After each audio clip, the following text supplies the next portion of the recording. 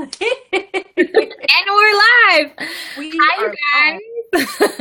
So I'm Jessi. This is Kallie with me.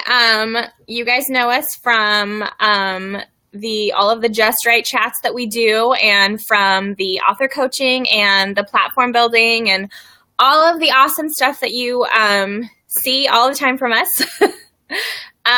So we wanted to talk about something today that I think affects a lot of us in a weird way.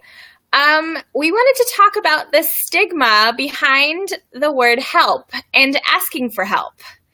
It's weird, totally weird, right?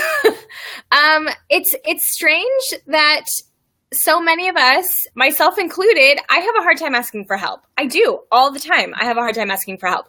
That's why it took me so long to get Kallie to be with me, because I have a hard time, and you feel, especially in this industry, we feel like we have to do everything by ourselves. And that's not the case. There's people like us and, there's probably others out there too. But we're here to help. And we're here to empower you. And that's really, that's the key. We want to empower you. We want to empower your words and your productivity and your social media presence in general. We don't want you to be afraid of the word help, because there's nothing scary about it. And there's nothing wrong with admitting that you need it.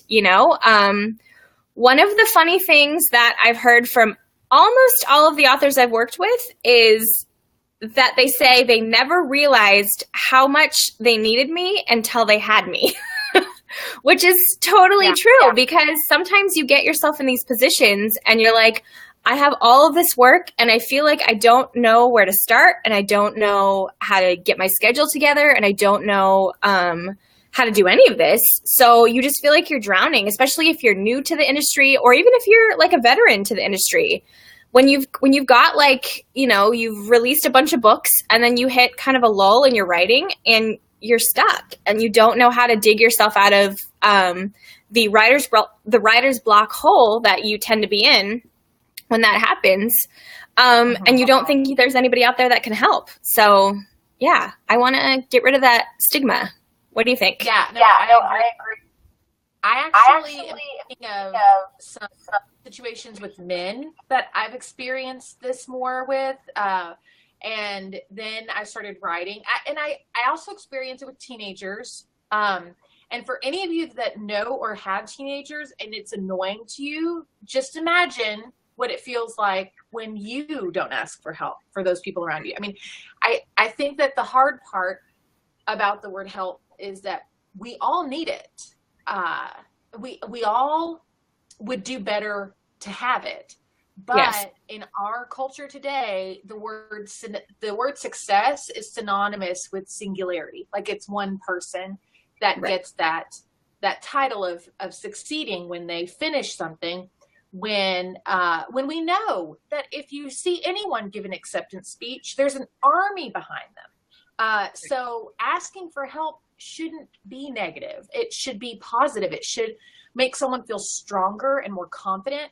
I know that in my own writing, and you know this, I mean, everyone that's watching this knows that when you're writing, when you have a solid editor behind your work, you feel better about what you're doing and what you're putting out there. And I feel like the same thing goes for having help with knowing what to post on social media, or having help with someone holding you accountable every day for your writing, or even just someone sending you writing prompts so that you can kind of get out of whatever block you might be dealing with. There's so many things that we need help with. I will admit I need help with laundry. Like I will admit I need help with dishes.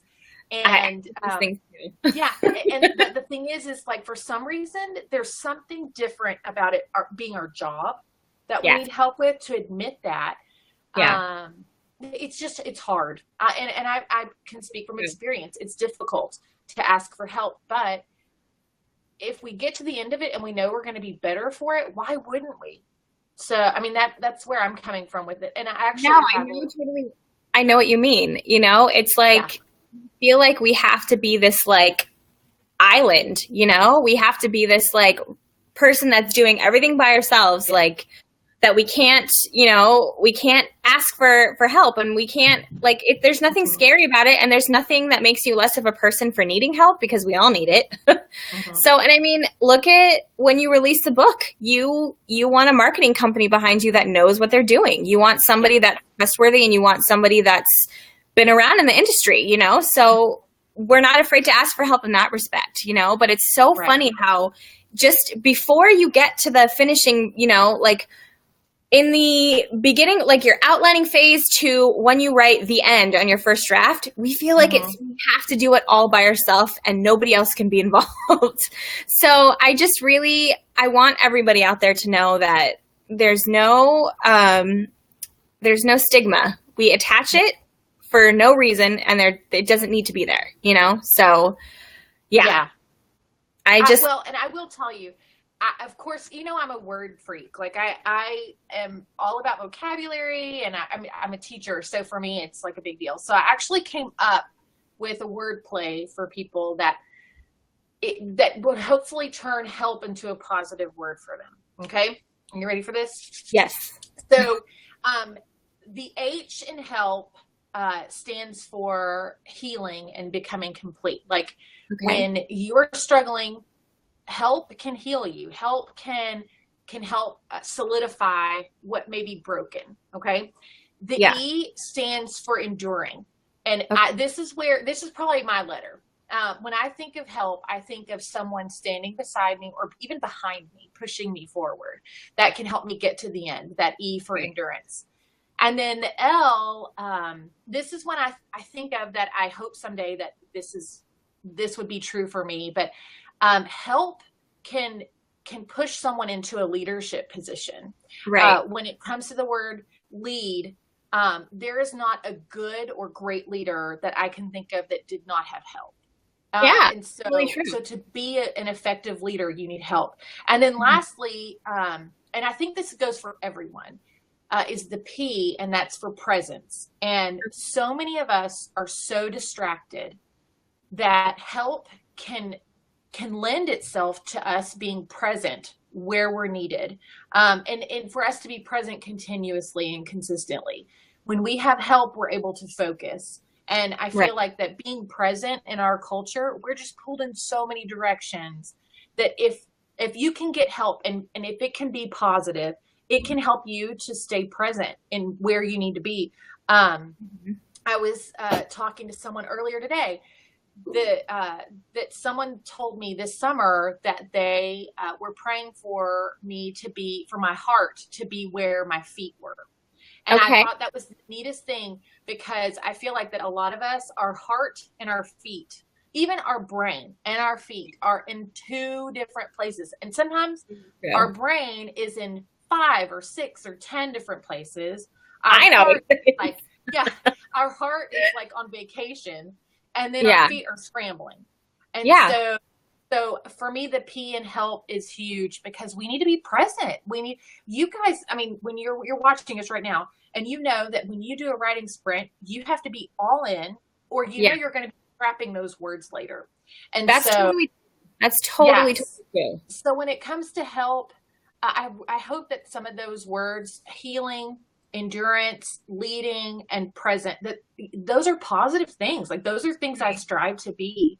And and so I think that help is something we should seek. Now, carefully seek, because we want to make sure that we're seeking help from the right places. Right. Do your homework with it. And not cringe from it. Like I feel like that sometimes help can be that someone says they're helping you and it's not positive.